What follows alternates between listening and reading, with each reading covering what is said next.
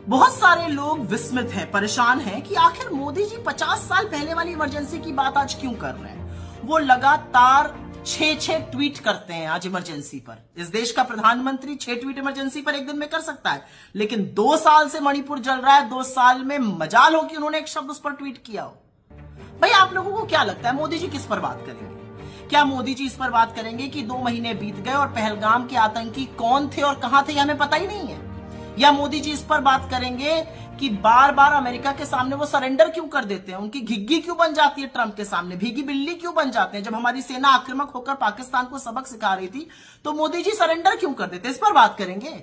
या मोदी जी पूरी तरह से विफल विदेश नीति पर बात करेंगे?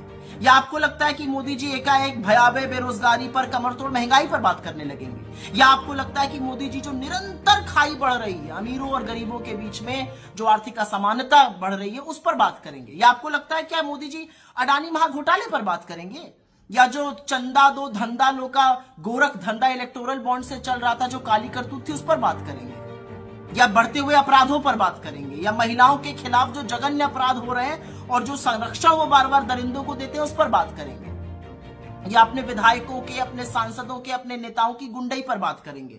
या बार बार जो रेल एक्सीडेंट हो रहा है उस पर बात करेंगे? किस पर बात करेंगे मोदी जी? क्या मोदी जी इस पर बात करेंगे कि अपने खिलाफ उठने वाली हर आवाज का वो दमन करते हैं? क्या वो इस पर बात करेंगे कि विपक्ष के खिलाफ अपनी ईडी, अपनी सीबीआई, अपनी इनकम टैक्स छोड़कर वो प्रताड़ित करते हैं लोगों को? किस पर बात करेंगे मोदी जी? क्या मोदी जी संसद छोड़कर भागने से या सर्वदलीय बैठक में न आने पर उस पर बात करेंगे? जिम्मेदारियों से मुंह मोड़ लेने पर बात करेंगे? किस पर बात करेंगे मोदी जी? आपको क्या लगता है मोदी जी बात करेंगे कि कैसे वो इस देश में लगातार नफरत की आग को भड़काते हैं? किस पर बात करेंगे? अपनी जिम्मेदारियों से मुंह मोड़ने पर बात करेंगे? किस पर आखिर बात करेंगे मोदी जी? 2 साल से जलते हुए मणिपुर पर बात करेंगे? किस पर बात करेंगे?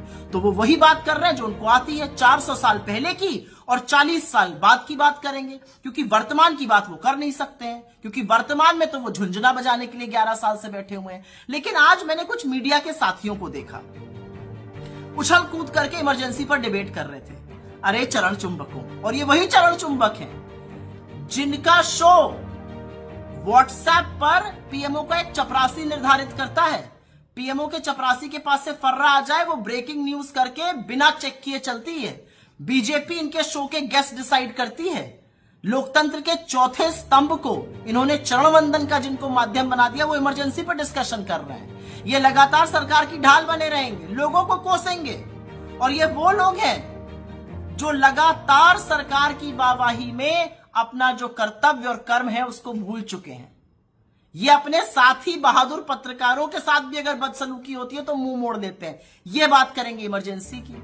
मतलब हद दर्जे की गुंडई है, हद दर्जे की विडंबना है कि जिस मीडिया को सरकार से सवाल पूछना चाहिए वो सरकार के निर्धारित शो कर रहा है। और सरकार साहब बहादुर की तो क्या ही कहना है, 11 साल से सत्ता में है, झुंझुना बजा रहे थे, तो जब आज अपनी बात करने का वक्त आया है तो 50 साल पहले की बातें कुरे देंगे।